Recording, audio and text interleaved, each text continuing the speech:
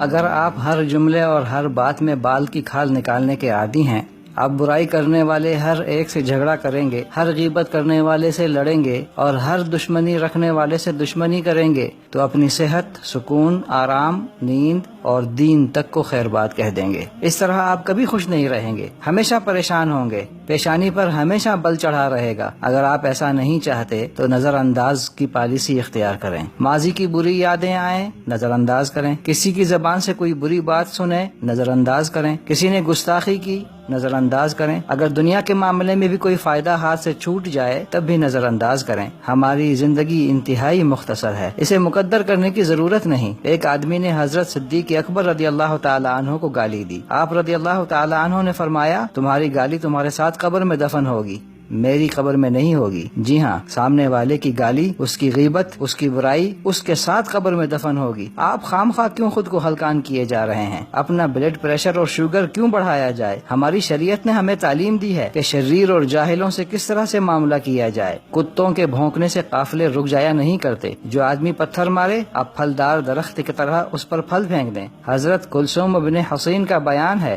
میں نبی اکرم صلی اللہ علیہ وسلم کے ہمراہ غزوہ تبوک میں تھا۔ ایک رات ہم وادی خضر میں محو سفر تھے، لوگ دیر تک چلتے رہے، مجھے اونگ آنے لگتی اور میری اونٹنی نبی اکرم صلی اللہ علیہ وسلم کی اونٹنی کے قریب ہونے لگتی تو میں اچانک جاگ جاتا، اور اس ڈر سے کہ کہیں میری اونٹنی کے پالان کی لکڑی رسول اکرم صلی اللہ علیہ وسلم کی ٹانگ مبارک پر نہ لگ جائے، اونٹنی کو دور ہٹا دیتا۔ راستے میں پھر مجھے اونگ نے آ لیا، اتنے میں میری اونٹنی رسول اکرم صلی اللہ علیہ وسلم کی اونٹنی سے جا ٹکرائی، پالان کی لکڑی رسول اکرم صلی اللہ علیہ وسلم کے پاؤں مبارک میں لگی۔ تکلیف کی شدت سے آپ صلی اللہ علیہ وسلم سے بے اختیار کراہنے کی آواز نکلی۔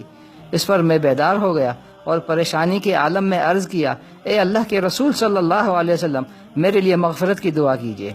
آپ صلی اللہ علیہ وسلم نے کشادہ دلی سے فرمایا، چلتے چلو۔ جی ہاں، چلتے چلو، اور بات ختم کر دی۔ اسے انا کا مسئلہ نہیں بنایا، یہ نہیں فرمایا کہ سارا راستہ پڑا ہے، میرے ساتھ کیوں چمٹ کر چل رہے ہو۔ رسول اکرم صلی اللہ علیہ وسلم کا یہی اسلوب تھا۔ سیدنا عمر بن عبدالعزیز رحمۃ اللہ علیہ رات کو مسجد تشریف لے گئے۔ ایک آدمی مسجد میں سویا ہوا تھا، مسجد میں چراغ نہیں تھا، اندھیرے کی وجہ سے وہ آدمی سے ٹکرا گئے۔ سوئے ہوئے آدمی کو غصہ آیا اور کہنے لگا، تم گدھے ہو؟ حضرت عمر بن عبدالعزیز نے فرمایا، نہیں، میں عمر بن عبدالعزیز ہوں۔ نوکر سپاہی ساتھ تھے، ناراض ہو کر کہنے لگے، یہ شخص گستاخی کا مرتکب ہوا ہے۔ آپ نے ارشاد فرمایا، نہیں نہیں، بلکہ اس نے مجھ سے سوال کیا ہے کہ کیا تم گدھے ہو؟ میں نے جواب میں کہا نہیں۔ اس میں غصے آنے والی کیا بات ہے؟ یاد رکھیے، سعادت اور سیادت انہی لوگوں کو ملتی ہے جو غصہ کرتے، حلیم متبع ہوتے ہیں، لوگوں سے درگزر کرنے والے اور معاف کرنے والے ہوتے ہیں۔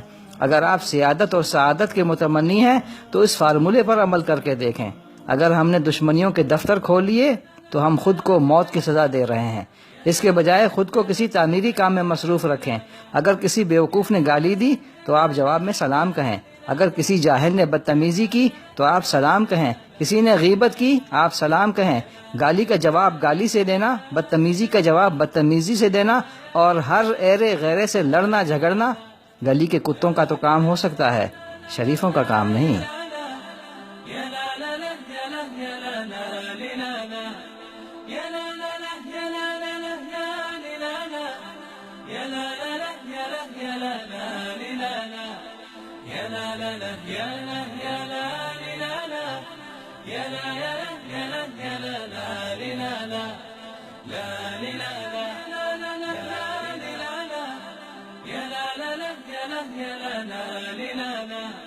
Ya la la